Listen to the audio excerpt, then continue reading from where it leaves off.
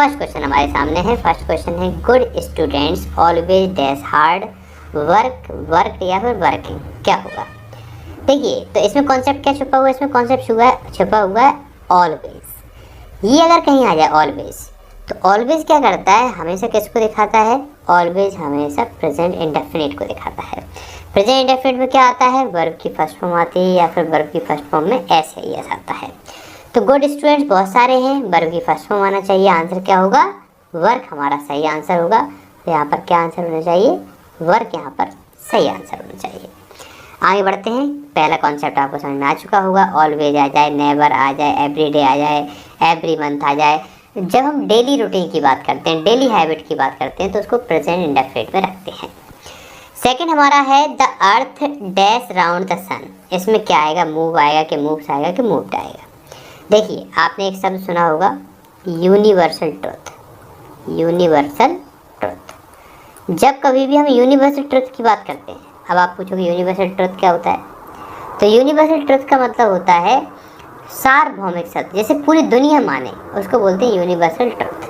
अब हम सभी जानते हैं कि जो अर्थ है वो किसके राउंड लगाती है? सन के राउंड लगाती है। अब सन के राउंड लगाएगी तो मूव में क्या आंसर होगा? तो हम सबको पता है कि मूव्स आंसर होगा। क्यों? क्योंकि ये प्रेजेंट इंडेफिनिट में रखना है और प्रेजेंट इंडेफिनिट में ऐसे यह लग जाता है सिंगुलर के साथ, तो जो अर्थ है वो एक सिंगुलर है, इसलिए हमने मूव्स लगा दिया है ना।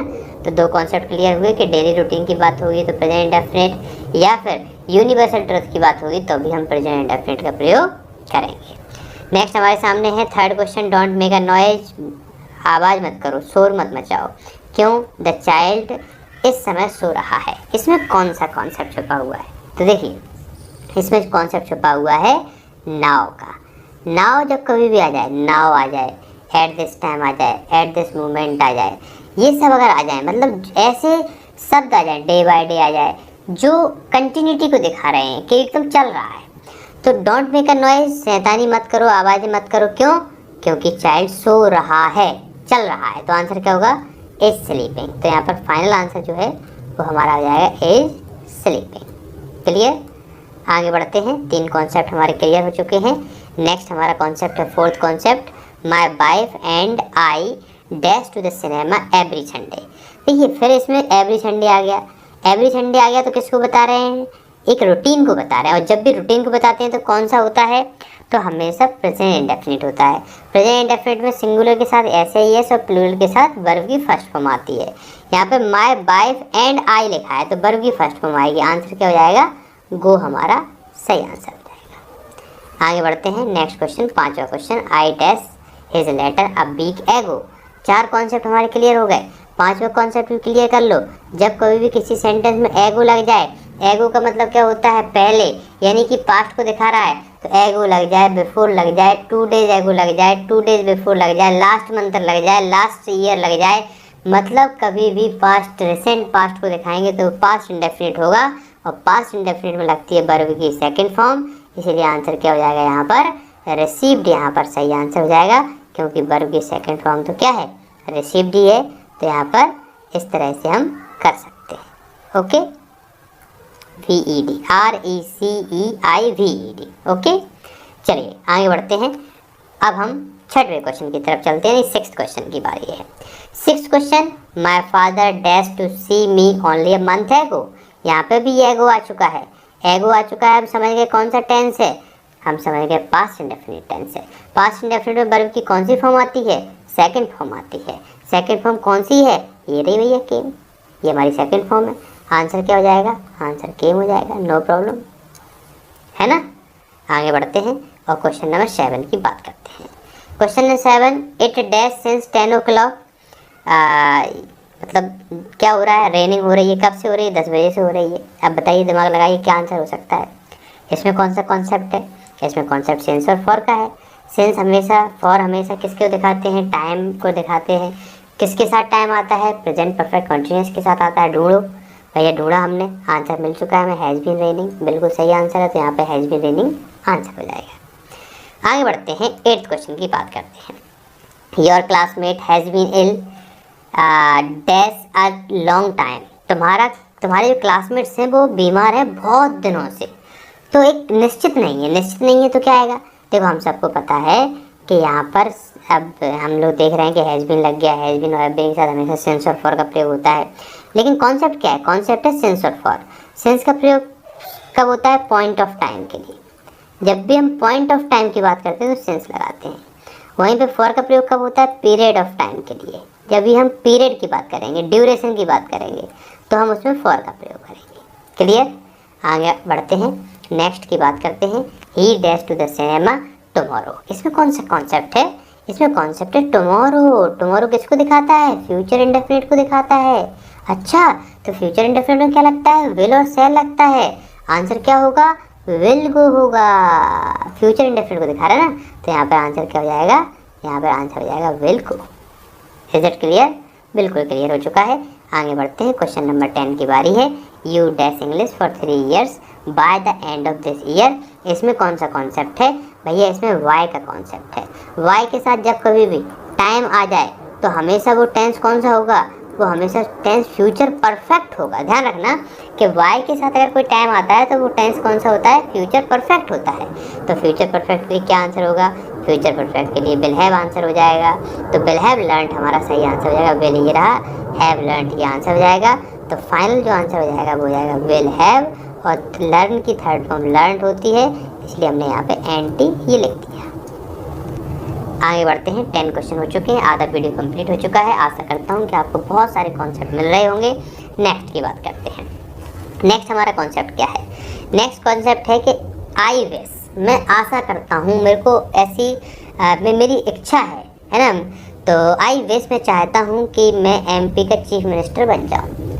तो ये तो मेरे लिए तो खैर असंभव की बात है, लेकिन कोई सोच रहा है, मान लो सोच रहा है, तो वैसे आई के साथ क्या आता है? वैसे तो आई के साथ वर्ड आता है, लेकिन यहाँ पर क्या आएगा? यहाँ पर तो वर्ड आएगा। क्यों? क्योंकि हम इमेजिनेशन कर रहे हैं, और इमेजिनेशन के लिए जब कभी हम इमेजिनेशन की बात करेंगे तो इमेजिनेशन के लिए हमेशा हम किसका प्रयोग करेंगे? इमेजिनेशन के लिए हम वर का प्रयोग करेंगे। जैसे काश में प्रधानमंत्री होता, if I were prime minister. काश में एक डॉक्टर होता, if I were a doctor. काश में इंजीनियर होता, if I were an engineer. है ना, जब हम सोचते हैं, इमेजिनेशन में जाते हैं, तो उसके लिए हम वर का प्रयोग करते हैं। आगे बढ़ते हैं, और क्वेश्चन नंबर 12 की बारी है। व्हेन आई रीच स्टेशन, जब मैं स्टेशन पे पहुंचा, the train dash left, train जा चुकी थी। तो क्या आंसर होगा भैया? मैंने आपको बोला है कि कभी भी जब इस तरह का सेंटेंस आए तो आपको जाना है पास्ट परफेक्ट की तरफ, अगर आगे पास्ट इंडेफिनिट है तो। ठीक है, तो आंसर क्या हो जाएगा? आंसर हो जाएगा यहाँ पर हैड। क्लियर? आगे बढ़ते हैं। ही जनरली डैश वेरी वेल, वह क्या करता है? जर्नली आ गया। जर्नली आ गया तो किसको दिखा रहे हैं? प्रेजेंट इंडेफिनिट को दिखा रहे हैं। कॉन्सेप्ट क्लियर करते जाओ। क्यों? क्योंकि डेली रूटीन की बात कर रहे हैं। डेली रूटीन की बात कर रहे हैं तो प्रेजेंट इंडेफिनिट, और प्रेजेंट इंडेफिनिट में ही के साथ वर्ब की फर्स्ट फॉर्म में एस है, यस, इसलिए आंसर क्या हो जाएगा? प्लीज आंसर हो जाएगा। ओके, नेक्स्ट क्वेश्चन, 14 क्वेश्चन हमारे सामने है। My father said that he dash to Bhopal. इसमें क्या आंसर होगा? देखो, इसमें अगर ऑप्शन की बात करें तो इज गोइंग और वॉज गोइंग दो ऑप्शन है। अब यहाँ पे देख रहे हैं हम पास्ट की बात चल रही है, तो बेसिक कर दो। पास्ट की बात चलेगी तो हमें पास्ट में तो जाना पड़ेगा, right? Majority of the sentence की बात होती है, तो आंसर यहाँ पे वॉज हो जाएगा। तो माय फादर सेड, मेरे पिताजी ने कहा, that he was going to Bhopal, कि वह कहाँ जा रहे थे? भोपाल जा रहे थे। आगे बढ़ते हैं, नेक्स्ट क्वेश्चन की बात करते हैं। While I was writing this book, जब मैं इस बुक को लिख रहा था, मेरी डॉटर क्या कर रही होगी? सो रही होगी, है ना। तो जब मैं इस बुक को लिख रहा था तो मेरी डॉटर सो रही थी। तो सो रही थी आंसर क्या हो जाएगा? आंसर हो जाएगा वॉज बीपिंग। तो यहाँ पे फाइनल आंसर हो जाएगा हमारा वॉज बीपिंग। क्लियर हो चुका कि नहीं? बिल्कुल अच्छी तरह से क्लियर हो चुका होगा। 15 क्वेश्चन हम लोग कंप्लीट कर चुके हैं, लास्ट 5 क्वेश्चन बचे हुए हैं। ये भी कॉन्सेप्ट को क्लियर करिए, एंड में मुझे बताइए कि कितने आपके सही निकले। He said that the sun dash in the west, इसमें क्या आ सकता है भैया? वैसे अगर ध्यान से देखें, अच्छा क्वेश्चन है, क्योंकि सेड लग गया। सेड लग गया तो अभी मैंने कॉन्सेप्ट बताया है कि पास्ट की बात पास्ट में चलेगी, लेकिन यहाँ पे बिल्कुल कॉन्सेप्ट कट गया। क्यों कट गया? क्योंकि आगे तो यूनिवर्सल ट्रुथ है, और यूनिवर्सल ट्रुथ को हमेशा किस में रखेंगे? यूनिवर्सल ट्रुथ को हमेशा प्रेजेंट इंडेफिनिट में रखते हैं। हमेशा ध्यान रख लीजिए, जब कभी हम यूनिवर्सल ट्रुथ की बात करेंगे, एक ही सेंटेंस जिंदाबाद है, वो है हमारा प्रेजेंट इंडेफिनिट, है ना। तो यहाँ पर सही आंसर क्या होगा? यहाँ पर सही आंसर होगा सेड्स। भले ही आगे पास्ट में है, लेकिन ये तो किस में होना चाहिए? ये तो प्रेजेंट इंडेफिनिट में होना चाहिए, क्योंकि ये यूनिवर्सल ट्रुथ है। तो हमारा 16 क्वेश्चन क्लियर हो चुका है। येट आ गया, येट आ जाए, स्टिल आ जाए, स्टिल नाउ आ जाए, ये सब किसको दिखाते हैं? प्रेजेंट परफेक्ट को दिखाते हैं, है ना। तो यहाँ पे ऑप्शंस नहीं दे पाए हैं, तो वैसे ही मैं आपको बता देता हूँ कि जैसे डिड नॉट, मान लो चलो एक ऑप्शन मैं दे देता हूँ अपनी मर्जी से, डिड नॉट कम या फिर हैज़ नॉट कम। दो ऑप्शन हमारे सामने आ चुके हैं, डिड नॉट कम या फिर हैज़ नॉट कम। तो क्या आंसर होगा? तो हैज़ नॉट कम होगा, क्योंकि प्रेजेंट परफेक्ट को दिखाते हैं। तो हैज़ नॉट कम आंसर हो जाएगा। तो सी हैज़ नॉट कम येट, मतलब वो यहाँ पे अभी भी आई नहीं है। आगे बढ़ते हैं, 18 क्वेश्चन की बात करते हैं। Monika and Sonika dash together for a long time, have been living या हैव लिव्ड। तो भैया फॉर अ लॉन्ग टाइम आ गया, यानी कि हैव बीन आएगा, हैव बीन आ गया तो लो भैया लगा देते हैं आंसर। आंसर हो जाएगा Monika and Sonika have been living together for a long time, साथ में बहुत दिनों से रह रही हैं। अब 19th और 20th क्वेश्चन को हमें करेक्ट करना है। अब करेक्ट करना है, इसमें भी कॉन्सेप्ट है। इसमें क्या कॉन्सेप्ट है? इसमें इट्स हाई टाइम। कभी भी किसी सेंटेंस में it's high time, it's right time, it's correct time अगर आ जाए आगे, तो आगे वाला सेंटेंस हमेशा पास्ट इंडेफिनिट में होता है। पास्ट इंडेफिनिट का मतलब क्या होता है? पास्ट इंडेफिनिट का मतलब वर्ब की सेकंड फॉर्म होता है, यानी कि गो की जगह क्या हो जाएगा? गो की जगह बेंट हो जाएगा। सही हो चुका है आंसर, है ना। आगे बढ़ते हैं, क्वेश्चन नंबर 20 में क्या गलती है भैया? We shall serve if you will come. तो आप सबको पता है कि इफ़ का अगर प्रयोग हो तो इफ़ के साथ हमेशा प्रेजेंट इंडेफिनिट लगता है, जबकि दूसरा फ्यूचर इंडेफिनिट लगता है। तो आपको ध्यान रखना है कि इफ़ के साथ प्रेजेंट इंडेफिनिट और दूसरा फ्यूचर इंडेफिनिट, तो यहाँ पर प्रेजेंट इंडेफिनिट में होना चाहिए, प्रेजेंट इंडेफिनिट में होना चाहिए। तो ये बिल क्या कर रहा है? इसको हटाओ। तो फाइनल आंसर क्या हो जाएगा? We shall serve you if you come, ये हमारा आंसर हो जाएगा। ओके, तो आपको एकदम क्लियर हो चुके होंगे कॉन्सेप्ट, आपने ज़रूर इससे सीखा होगा। आपको कितने सही निकले आप ज़रूर कमेंट बॉक्स में बताएं।